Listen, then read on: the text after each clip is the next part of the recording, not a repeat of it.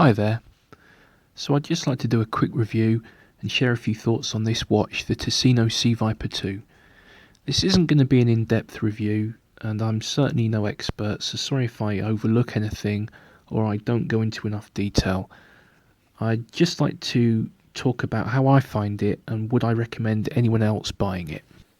So you can buy one of these watches from the Ticino website, the Sizzling Watches website, or an eBay seller called Pilot Watches Plus, which is where I got mine from.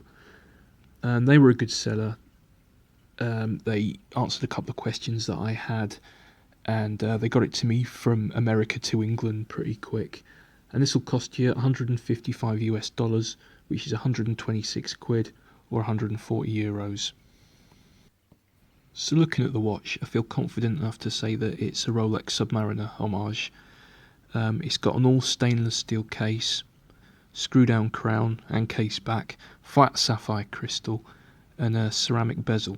It's got water resistance of 200 metres.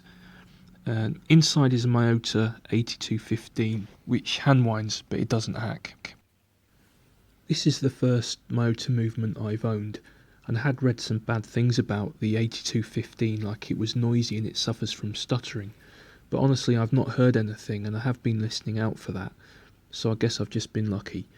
I've got no problems with this movement, and most importantly, it's accurate. I've been wearing it constantly and checking it against my phone, and it's not been drifting. So the dimensions are 40mm case diameter, 48mm lug to lug, 20mm lug width, and just over 13mm thickness, which I believe is the sort of expected dimensions for this style of watch. Here it is on a vintage Bond NATO I bought specially for it. I think this watch wears really well.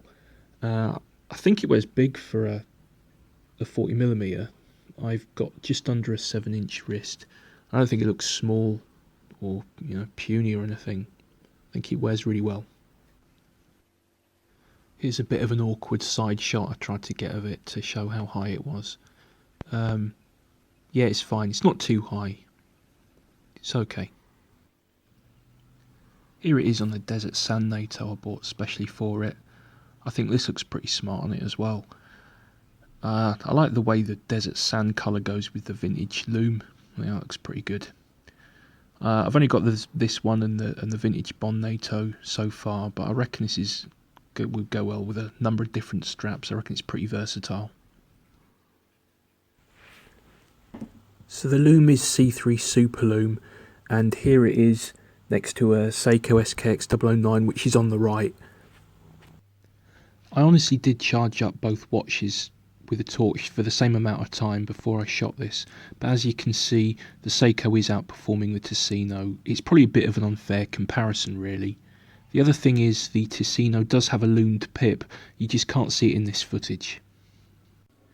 Here's the bracelet you get with it. I didn't know what to expect really, but I was pleasantly surprised. It's certainly heavy and it looks well made. To compare it to what I know, I'd say it's better than what you get on an Orient Mako 2 and significantly better than what you get on a Seiko 5. And it does have solid end links as well, which is nice. But I was always going to take this straight off and put it on a NATO because that's my kind of thing. But it's certainly okay. I would recommend this watch. I think it's a great size, it wears really well. I think it's a really good looking watch. I like the fact it's got no date, and I really like the subtle vintage loom effect on the dial. And not forgetting it's great value, even when you consider the postage and import charge you have to add to the original price. And my only negatives would be that the loom isn't very bright and the bezel is really hard to turn. So I'm glad I bought this watch, and I would say it is worth your hard-earned money. I would recommend it. Well look, thank you for watching. If you've managed to watch to the end, I appreciate that. This has been my first YouTube video, and I hope to make some more. It's mostly going to be affordable watches, and so I hope to see you soon. Thank you for watching.